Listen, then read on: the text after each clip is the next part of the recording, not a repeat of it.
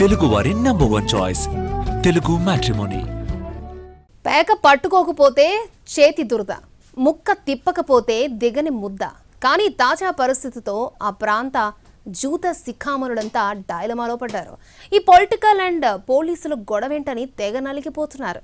ఇక ఆట కష్టమని భావించి కొత్త గేమ్కి ఫిక్స్ అయ్యారు. ఇంతకీ ఆ గేమ్ ఏంటి? భీమవరం కోడి పందాలకు, పేకాట రాయుళ్లకు మాత్రమే కాదు, బెట్టింగ్ బాబులకు కేర్ ఆఫ్. ఏ మూల బెట్టింగ్ ముఠాలు బయటపడినా మూలాలు భీమవరంలోనే ఉంటూనే ఉంటాయి. అలాంటి భీమవరంలో కోడి పందాలు, పేకాట, క్రికెట్ పై పందాలు కాసేటోళ్లు ఇప్పుడు పొలిటికల్ పరిస్థితులపై కాయిరాజా కాయ్ అంటున్నారు. ఆ ప్రాంతంలో అడ్డు అదుపు లేకుండా సాగిపోతున్న పేకాట శిబిరాల వ్యవహారం ఇప్పుడు కూటమి ప్రభుత్వానికి తలనొప్పిగా మారడంతో ఇందులో ఎవరిది పైచేయి అవుతుందో అనే దానిపై బెట్టింగ్లు కడుతున్నట్టు టాక్ నడుస్తోంది. ముఖ్యంగా భీమవరం డీఎస్పీ జయసూర్య వ్యవహారంలో డిప్యూటీ సీఎం పవన్ కళ్యాణ్తో పాటు మిగతా కూటమి నేతలు స్పందించిన తీరు జోరు వర్షాల్లోనూ పొలిటికల్ కాక పెంచేసింది.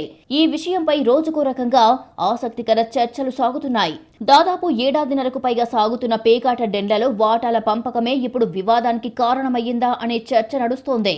భీమవరంలో 3 పేకాట క్లబ్ల నుంచి నెలకు 30 లక్షల వరకు అక్కడి గ్లాస్ పార్టీలో కీలక నేత వసూలు చేస్తూ ఉండేవారని, అది చాలదన్నట్టు యువనేతగా చెప్పుకునే ఓ నాయకుడు 5 లక్షల బోర్డుతో సొంత శిబిరం ఏర్పాటు చేసుకున్నారు అన్నది టాక్.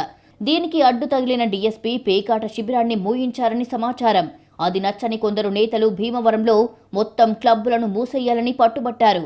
ఇదే మంచి తరుణమని భీమవరంలో పేకాట క్లబ్బులకు పోలీసులు బ్రేక్ వేయడంతో చేతిలో పేక ముక్క లేనిదే ముద్ద దిగని పేకాట రాయుళ్లంతా నియోజకవర్గాలకు వలసబాట పడుతున్నారు. ప్రతి ఏటా కొల్లేరుకు విదేశీ పక్షులు వచ్చినంత కామన్ గా హైదరాబాద్, బెంగళూరు లాంటి ప్రాంతాల నుంచి భీమవరానికి క్యూ కట్టే ఆటగాళ్లు చాలా మంది ఉన్నారు.